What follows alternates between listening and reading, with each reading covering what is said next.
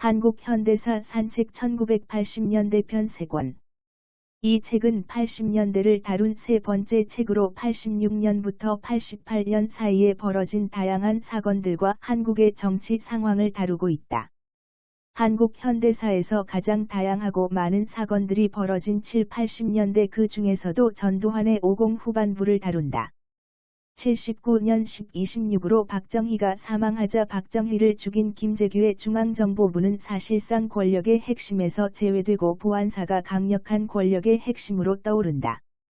이때 박정희 저격 사건을 조사하던 보안사의 전두환이 12.12 쿠데타로 자신의 하나회 회원들을 군의 주요 요직에 앉히고 한차 쿠데타를 일으킨 후 이듬해인 1980년 5.17 쿠데타로 정권을 잡고 전두환은 81년에 대통령에 취임한다.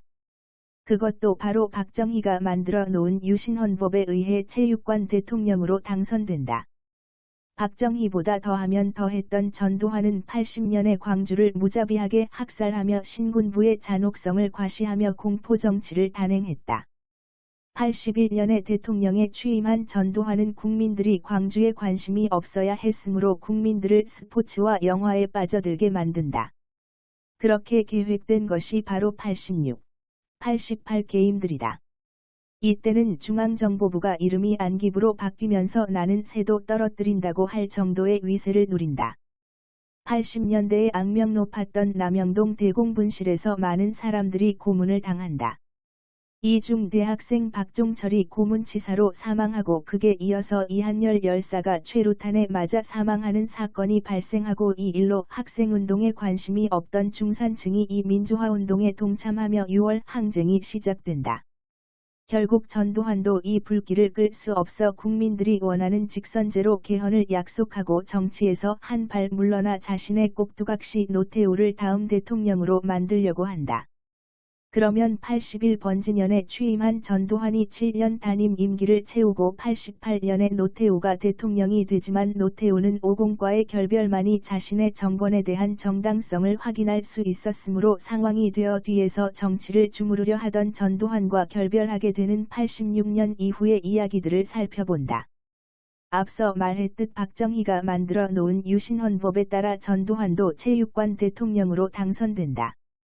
국민들의 개헌 요청이 거세지자 1986년 1월 16일 국정연설에서 전두환은 대통령 선서 방법의 변경에 관한 문제는 평화적 정권 교체의 선례와 서울올림픽 개최라는 긴급한 국가적 과제가 성취되고 난 89년에 가서 논의하는 것이 순서라고 못 박는다.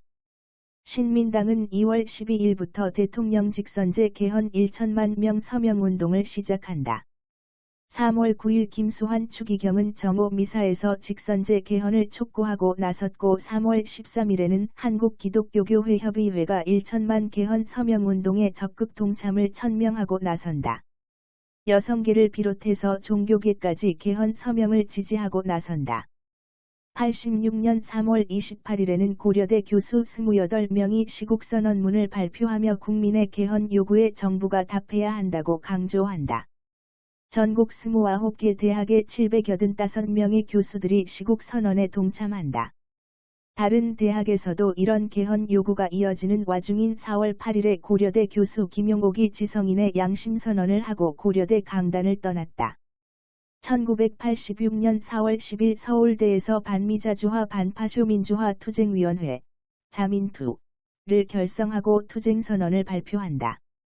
자민투의 선언문은 19세기 말 이래 한반도의 역사는 미 일제국주의의 침략의 역사였고 이에 대한 민중의 치열한 투쟁의 역사였다고 주장한다. 한국 민중의 반제민족해방투쟁은 미제의 군화발과 총칼에 철저히 탄압되고 미제는 자신의 정치, 경제, 군사적 이익을 철저히 대변하는 괴뢰 정권을 수립하고 민중의 미제에 대한 투쟁이 고양되면 그것을 저지하기 위해 통치력을 상실한 허수아비 괴뢰 정권을 제거하고 기만적인 새로운 괴뢰 정권을 창출한다고 주장했다. 학원가에 이런 바람이 불면서 전방입수 반대 투쟁도 퍼져나갔다. 86년 4월 28일 서울대생 김세진, 이재호의 분신 자살로 전방입수 반대 투쟁은 정점을 이뤘다. 개헌 요구가 강력하게 번지자 전두환은 신민당 총재 이민우와의 회담에서 대통령 직선제 대신 내각 책임제를 대안으로 제시해 협상이 결렬된다. 민주화연합은 대중동원을 통한 협상 테이블을 여는데 성공했으나 협상의 정치가 열리자마자 각기 다른 민주화 전력의 차이로 연합이 해체되었다. 86년 5월 3일 신민당 개헌 추진위의 경기 인천지부 결성대회에서 학생들과 경찰이 충돌하는 사건이 일어난다. 원래 신민당은 개헌 현판식을 하기 위해 시민회관에서부터 신민당 인천시 지부까지 행진할 계획이었는데 이 폭력 사태로 신민당 총재 이민우, 상임고문 김영삼 등은 최루탄에 범벅이 되어 시민회관 밖으로 몰려나올 수밖에 없었다. 이 대회가 무산된 이유는 5.12 공작 때문만은 아니었다. 제1연합 세력인 민통연, 민주화 청년연합, 민청년, 인천노동자연맹, 인노련, 서울노동운동연합, 선오련, 민중불교운동연합, 민불련, 그리고 학생운동권인 민민투와 자민투 등이 참가하여 복잡한 양상을 빚었고 대회장에 뿌려진 유인물들도 줄잡아 50여 종에 달했을 정도로 각 단체마다 각각 다른 견해를 보였다.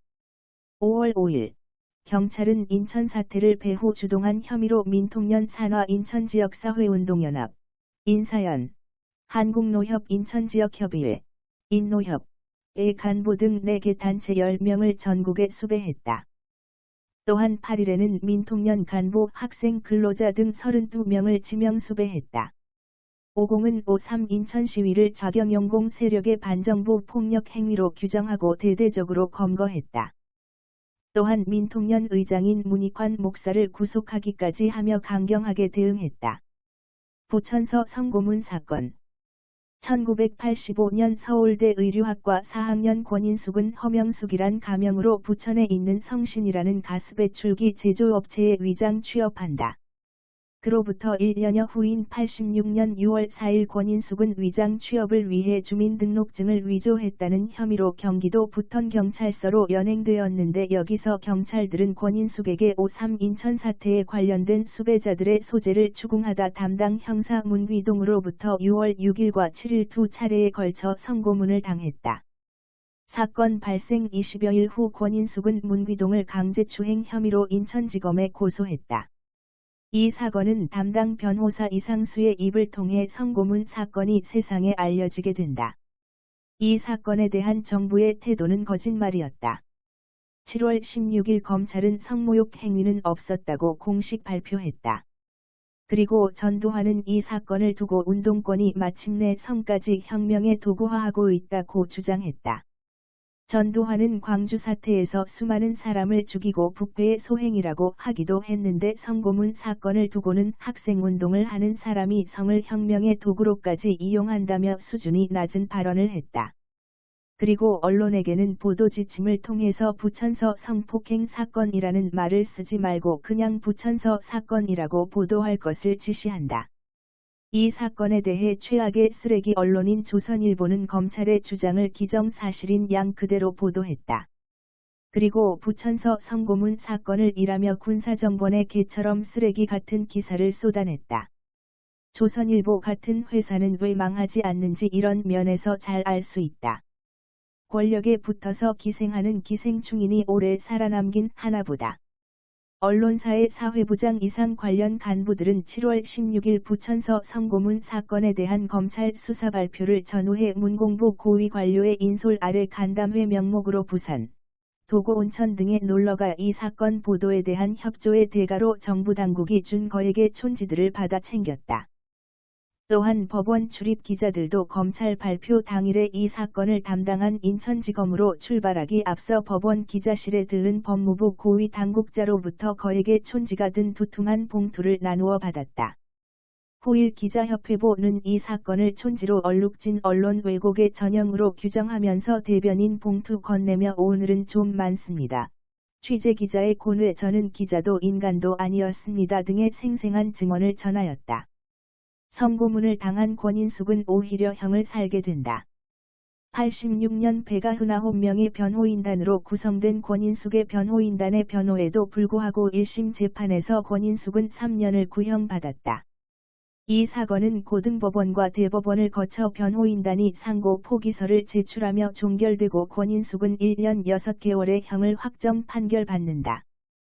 형을 살던 권인숙은 6월 항쟁 이후인 7월 8일 가석방된 후 88년에 재정신청을 제출하여 대법원이 이를 받아들여 문귀동은 징역 5년의 실형이 선고되고 권인숙에게 위자료를 지불하라는 판결이 내려진다.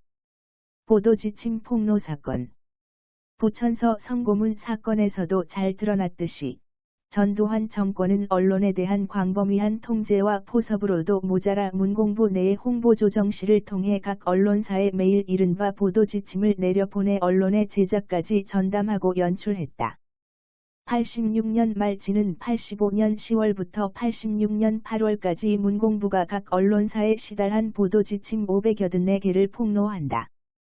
전두환 정권은 말지의 발행인 민주언론운동협의회 김태홍 의장과 신홍범 실행위원 그리고 김조원 기자를 국가보안법 위반 및 국가모독죄로 구속했다.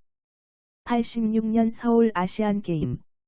국민들을 정치에서 관심을 끊게 만드는 방법으로 제일 많이 사용되는 방법이 바로 3S이다. 전두환 정권도 이 3S를 활용하여 프로야구를 창설하고 영화에 대한 규제 및 표현의 자유도 풀어주면서 에로 영화의 전성시대를 만들었다.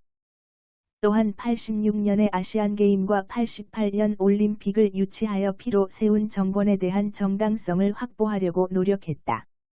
1986년 9월 20일부터 10월 5일까지 열린 86년 아시안게임에서 한국은 중국의 금메달 94개에서 1개가 모자란 93개의 금메달을 획득하며 2위를 차지하는 성과를 달성했다.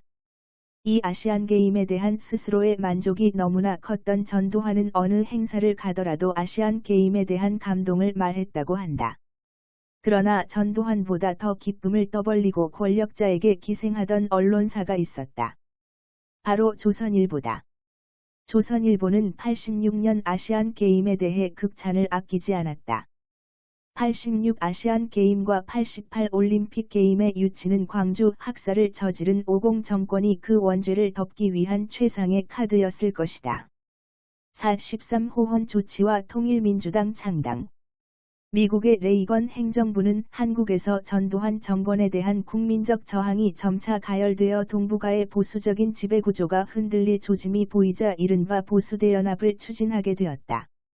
그리하여 슐츠, 시거, 솔라즈 등 국무부의 고위 관리들이 수차례 한국을 방문해 전두환 정권에게 보수대연합을 종용하였다. 전두환 정권이 접촉한 신민당 총재 이민우에게 내각 책임제도 수용할 의사가 있다고 밝힌 이민우 구상도 바로 이 보수대연합이 결과물이었다. 그러나 이 보수대연합이 국민적 민주 열망에 의해 와해되자 전두환은 자신의 사조직인 하나회 패거리에 의한 영구 집권을 꾀했다. 그리고 자신의 후계자로 민정당 대표위원 노태우를 택했다. 87년 4월 13일 전두환은 88올림픽이 끝날 때까지 개헌 논의를 일체 금지한다고 선언했으니 이를 4.13 호헌 조치라고 한다. 호헌이란 현재의 헌법을 수호한다는 의미이다. 강준만 교수는 전두환이 아마도 조선일보의 기사를 민심으로 오해했을 것으로 보고 있다. 50 내내 조선일보는 전두환 찬양의 사화를 건득했다. 이런 조선일보의 전두환 찬양 기사들을 민심으로 해석한 전두환이 호헌 조치를 취했을 것이라고 보는 것이다.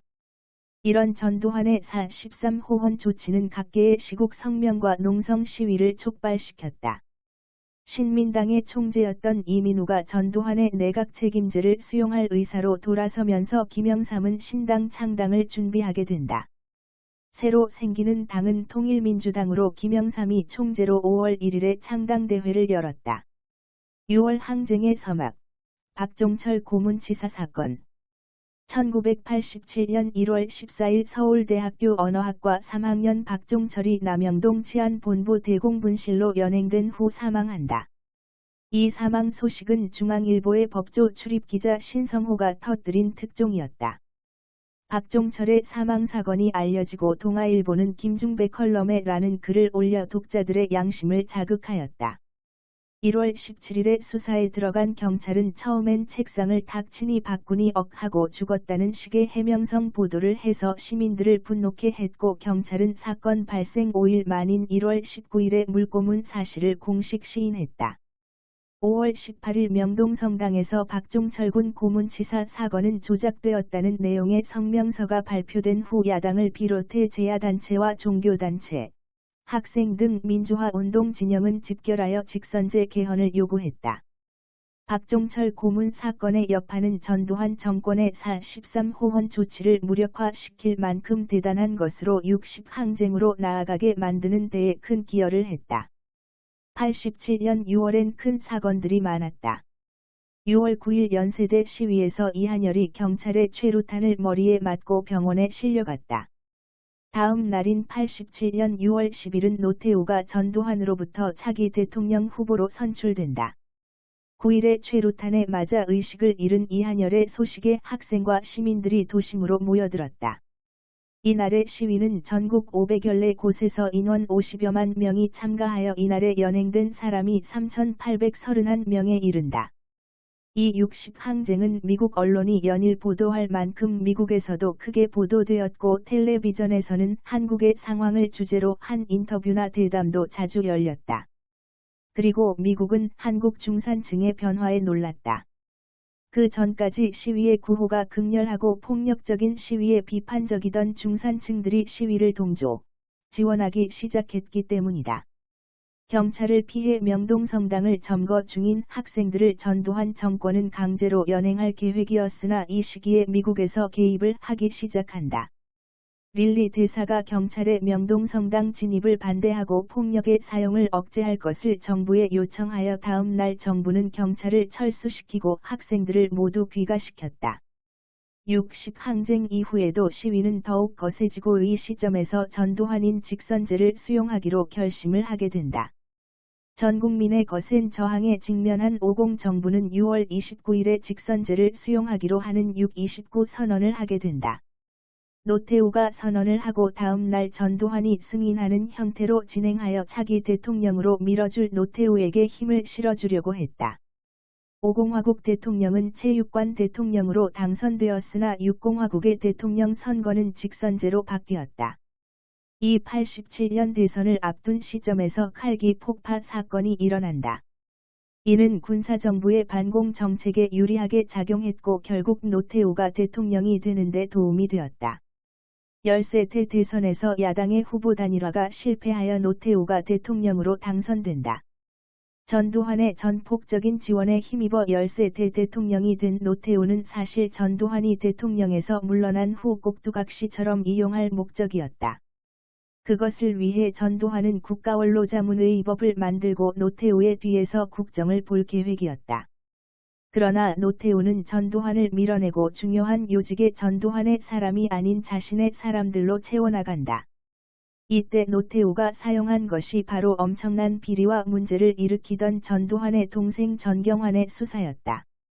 전경환이 구속되고 언론과 야당의 요구에 의해 전두환은 국가원로자문회의 의장직을 사퇴하고 모든 공직에서 물러나게 된다. 이렇게 세 권에서 다루는 사건들과 그 흐름을 살펴보았다. 60에서 80년대 생분들은 아주 재미있게 읽으실 수 있을 것 같다. 꼭 읽어보길 추천한다.